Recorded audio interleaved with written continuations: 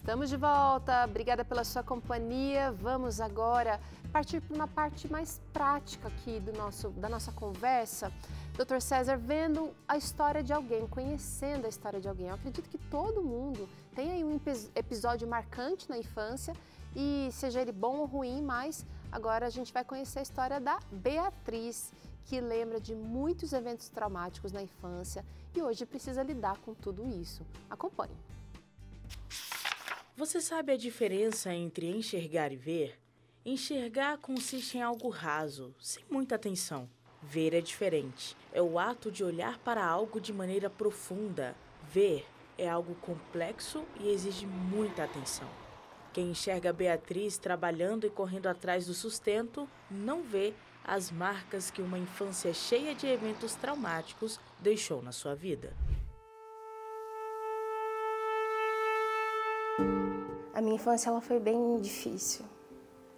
Hoje eu tenho uma boa relação com meus pais, mas até essa construção eu tive que lidar com muitas coisas por conta disso. Meu pai, ele era alcoólatra, né? Ele era alcoólatra e usuário de drogas. E isso afetava muito a nossa relação familiar, né? Em relação ao casamento dos meus pais, né? Há também a forma com que a gente vivia no contexto familiar. Então, eu sempre presenciei muitas brigas, muitos conflitos. A minha mãe, ela não tem muita estrutura, assim, no sentido de conhecimento, sabe? Então, ela vivenciou muitas coisas e aceitou que muitas coisas acontecessem com ela. E ela permaneceu naquele lugar. E aquele lugar era hostil, né? Então, eu sempre presenciei muitas brigas, muitos conflitos. Ela sofria agressões, né? Porque quando ele estava sob efeito, ele ficava muito agressivo.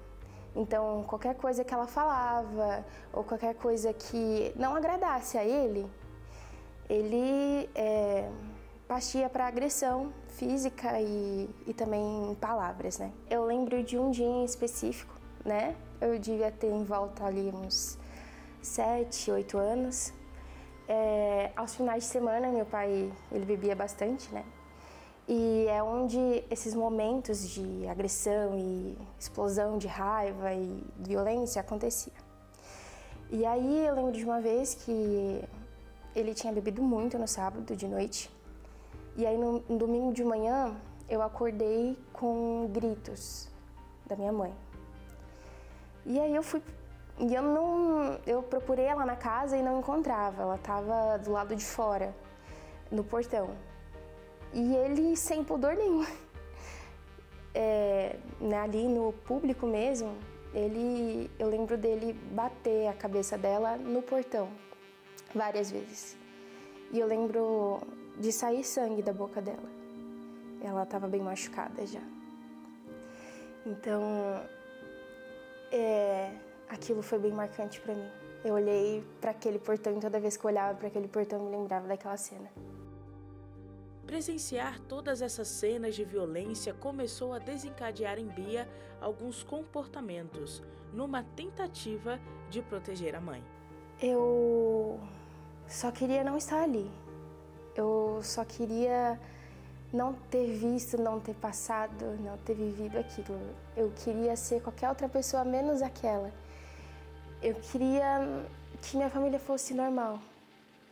Que meu pai amasse minha mãe amasse meu pai e todos nós pudéssemos conviver nesse ambiente assim harmonioso.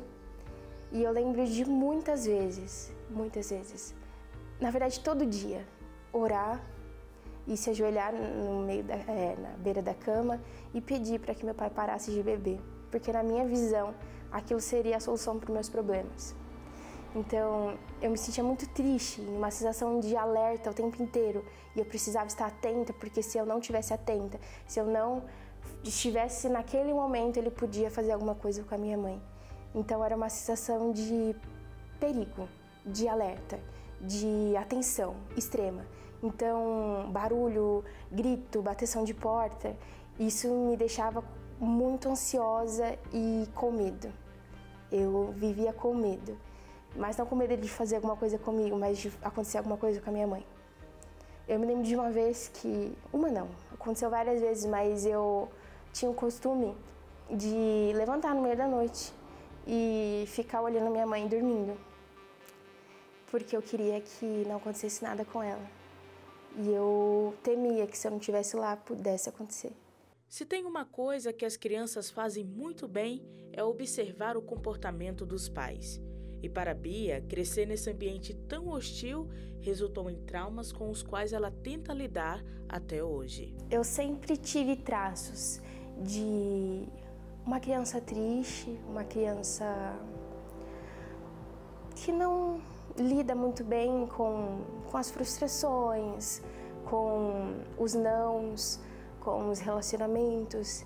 Então eu me lembro de muitas vezes na escola sofrer bullying e não ter muitos amigos, justamente porque eu me achava inferior por causa da baixa autoestima do que acontecia, né? Então eu sempre tive muito forte esses traços de tristeza, desânimo e baixa autoestima, de não acreditar que eu era capaz de fazer alguma coisa. Então, e aí depois, quando eu fui crescendo, virando adolescente e tudo mais, eu comecei a acreditar que sim, eu tinha capacidade, que eu era capaz, só que de alguma forma eu não conseguia caminhar. Então, por mais que eu escolhesse acreditar que eu era assim capaz, que eu era assim digna, que Deus me amava e eu era filha dele e que ele estava comigo e que tudo ia dar certo, eu tentava caminhar e não conseguia. As coisas não iam para frente e eu sempre continuava com aquela sensação de desânimo, de tristeza, de que eu não ia conseguir, que eu era inferior. Então, foi mais assim na parte da adolescência, liberando a juventude, assim, quando eu tinha uns 19, 20 anos. Faz uns 3 anos que eu recebi o diagnóstico de depressão, então eu faço uso de medicamento e faço terapia também. Minha psicóloga é maravilhosa e eu agradeço muito a ela porque através desse tratamento, dessas conversas, dessa interação, que eu consigo hoje continuar caminhando apesar das dores. Não é uma coisa que passou, ainda dói. Eu ainda tenho cicatrizes abertas e faltas de que talvez eu nunca consiga preencher, porque isso era papel do meu pai e da minha mãe. Mas é lidar o tempo todo com essas faltas, é lidar o tempo todo com essas cicatrizes. Eu tenho uma autoestima extremamente baixa, eu luto constantemente para que ela fique melhor, mas não é algo fácil de ser desconstruído. Então eu tenho que desconstruir para construir novamente. E é um processo que demanda muito tempo, muita paciência, muito trabalho, muita escolha.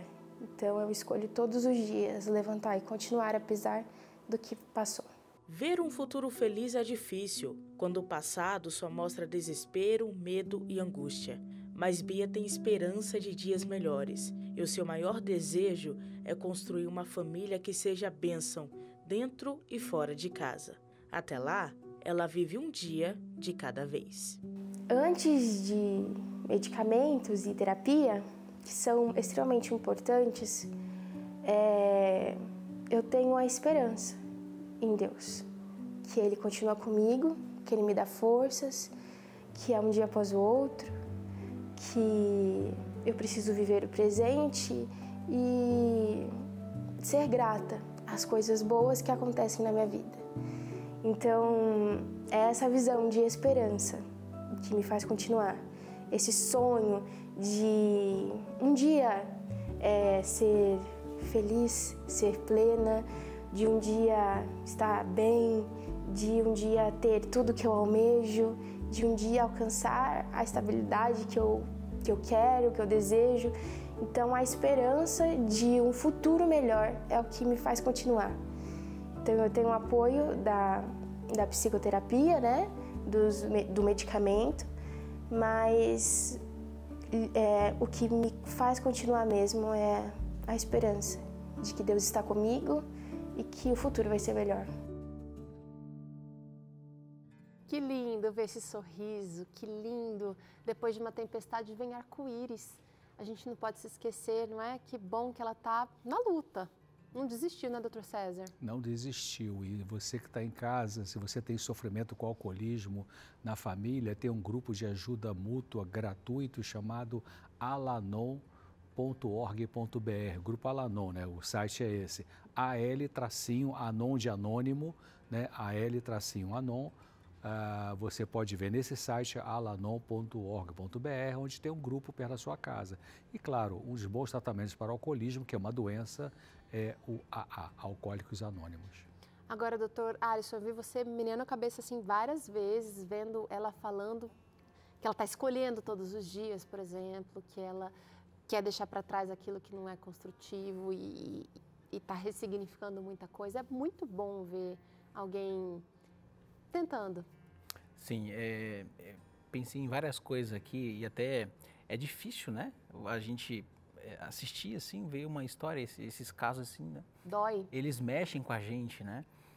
Tem uma frase, um autor, Viktor Franklin, ele diz o seguinte, ele fala que a escolha é a última da liberdade dos homens. Então, as pessoas, elas podem tirar tudo de você. Se isso um dia acontecer, sobra a escolha. No contexto de trauma, isso é muito importante, né? E a Beatriz, ela consegue fazer essa movimentação. Ela escolhe procurar uma ajuda de um terapeuta. Ela escolhe procurar ajuda na religião, né? É isso. A terapia, a religião, elas vão ajudar nesse processo, construindo primeiro um chão seguro para você conseguir se firmar e suportar essas situações que foram tão traumáticas, né, da vida. Muito bom a gente ver esse exemplo aqui e a gente também precisa lutar e escolher da melhor maneira possível. Agora é o seguinte, a gente vai para um rápido intervalo, na volta você acompanha aqui Dr. César e Dr. Alan respondendo aqui ou comentando aquilo que você mandou pra gente, tá bom, Dr. Alisson e também Dr. César. Mas eu tenho um recadinho antes do intervalo que eu quero que você acompanhe aqui agora. No mês especial de doação, você, Anjo da Esperança, pode ganhar um kit exclusivo e uma viagem para Novo Tempo com tudo pago. Veja como é fácil. 1. Faça a sua doação extra do mês de agosto. 2. Você convida um amigo que já conhece a Novo Tempo para se tornar um Anjo da Esperança. 3. Seu amigo faz uma doação especial pelo Pix, anjos@novotempo.com. Repito, anjos@novotempo.com. 4.